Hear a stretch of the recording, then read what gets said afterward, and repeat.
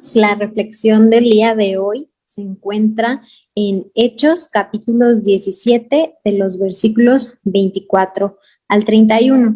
Hechos capítulo 17, versículos del 24 al 31. Y se titula Conociendo al Dios no conocido. Dice: Él es el Dios que hizo el mundo y todo lo que hay en él, ya que es el Señor del cielo y de la tierra. No vive en templos hechos por hombres, y las manos humanas no pueden servirlo, porque Él no tiene ninguna necesidad. Él es quien da vida y aliento a todo, y satisface cada necesidad. De un solo hombre creó todas las naciones de la tierra. De antemano decidió cuándo se levantarían y cuándo caerían, y determinó los límites de cada una. Su propósito era que las naciones buscaran a Dios y quizá acercándose a tientas lo encontraran, aunque Él no está lejos de ninguno de nosotros, pues en Él vivimos, nos movemos y existimos. Como dijeron algunos de sus propios poetas, nosotros somos su descendencia. Y como esto es cierto, no debemos pensar en Dios como un ídolo diseñado por artesanos y hecho de oro, plata o piedra. En la antigüedad, Dios pasó por alto la ignorancia de la gente acerca de estas cosas, pero ahora Él manda que todo el mundo en todas partes se arrepienta de sus pecados y vuelva a Él, pues Él ha fijado un día para juzgar al mundo con justicia por el hombre que Él ha designado, y les demostró a todos quién es ese hombre al levantarlo de los muertos. Bueno, les voy a platicar un poquito de lo que está pasando aquí.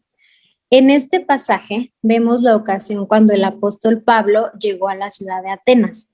Su corazón se deshacía viendo cómo todos sus ciudadanos estaban entregados a la idolatría.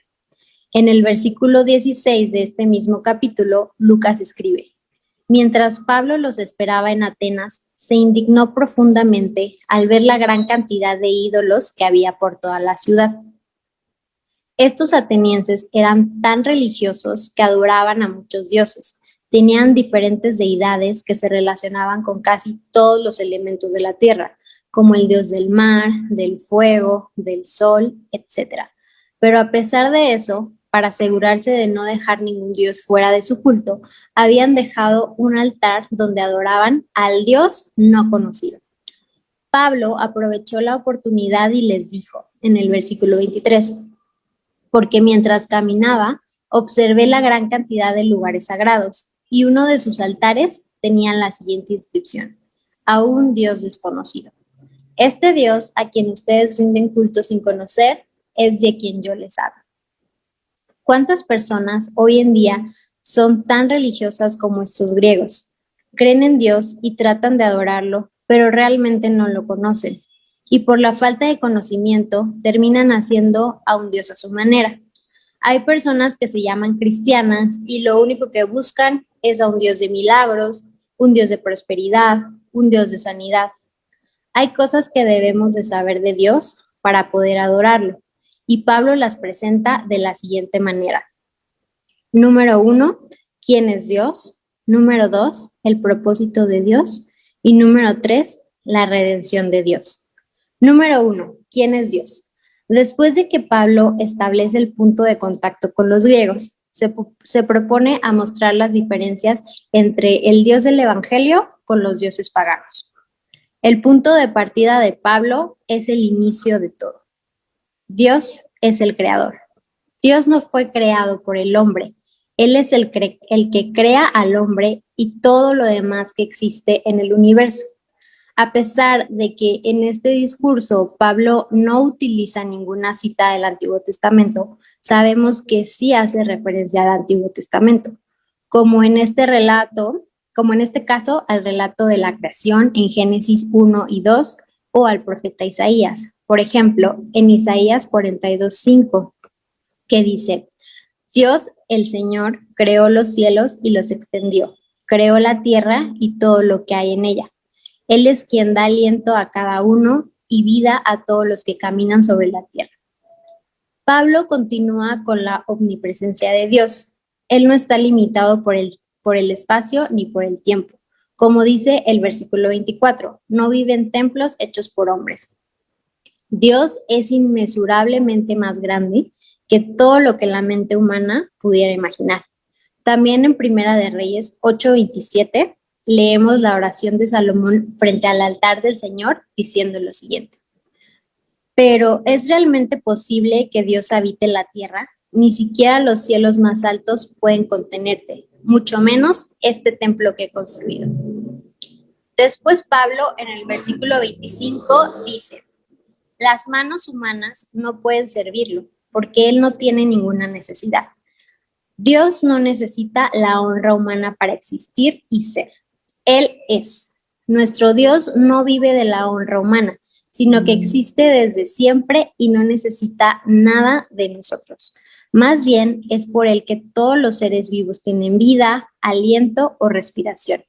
Y es por Él que recibimos todas las cosas, tal como menciona Pablo. Él es quien da vida y aliento a todo y satisface cada necesidad. Dios es un Dios personal que no solo crea, sino que sustenta todas las cosas que Él ha hecho.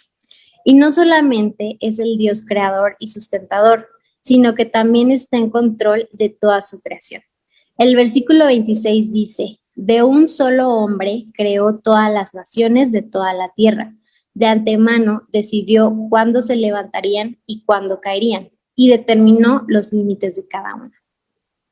En la Biblia de la Reforma dice que aquí Pablo se refiere a que toda la raza humana desciende de Adán, el representante del pacto original, cuya decisión afecta a todos sus descendientes. Todos los seres humanos compartimos hermandad en el pecado, pero no todos compartimos hermandad en Cristo, solo los que han creído en Él. También aquí en el versículo 26 podemos ver la providencia de Dios. Este Dios autosuficiente cuida diariamente al hombre y a su gran creación hasta en los más mínimos detalles. Dios es soberano. Él tuvo el privilegio de establecer las leyes y los límites de su creación.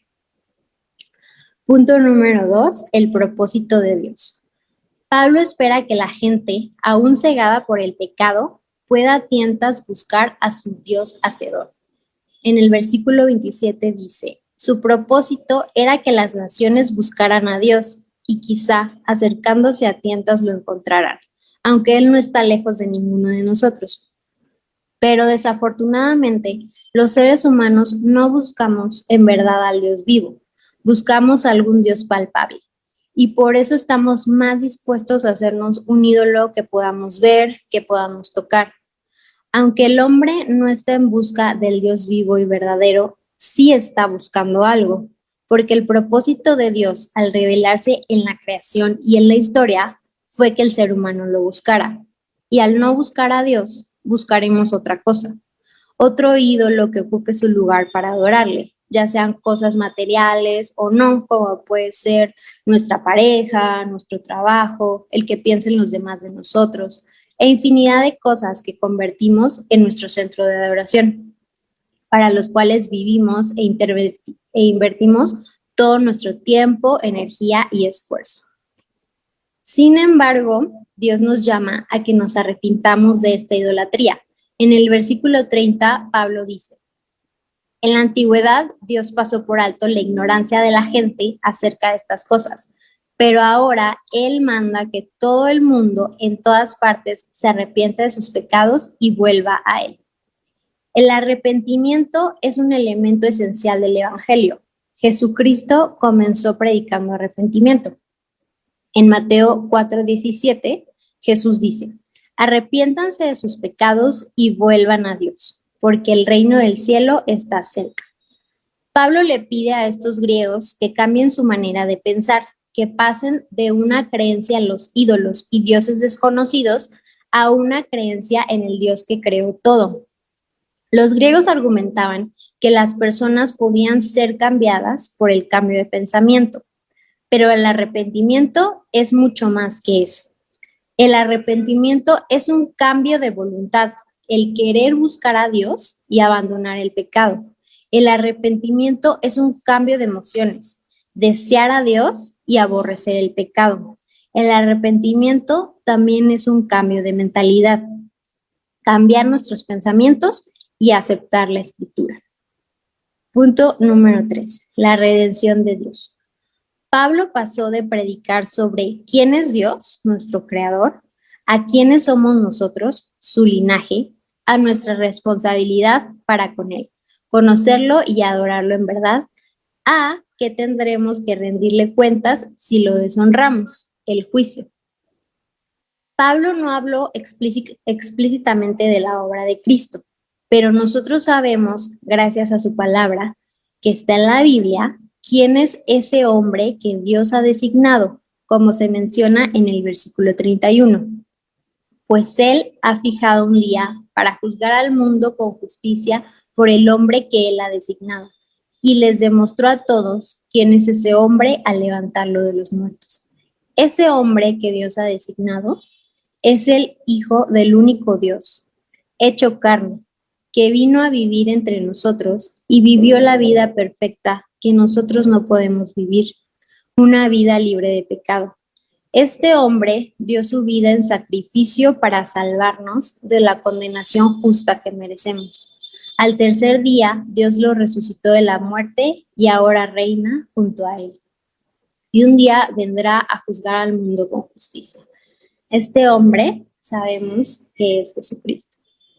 El énfasis que Pablo hizo en la resurrección es importante. Pablo veía la resurrección de Jesús como el dar fe. Demostraba que Jesús mismo, sus enseñanzas y su trabajo fueron perfectamente probados por el Padre. Para él, tanto como para nosotros debería, nada de la vida cristiana tenía sentido sin el triunfo de la resurrección de Jesús. No adoremos al Dios no conocido o dioses falsos, ya que el deseo de Dios es que le conozcamos. Oremos por esto.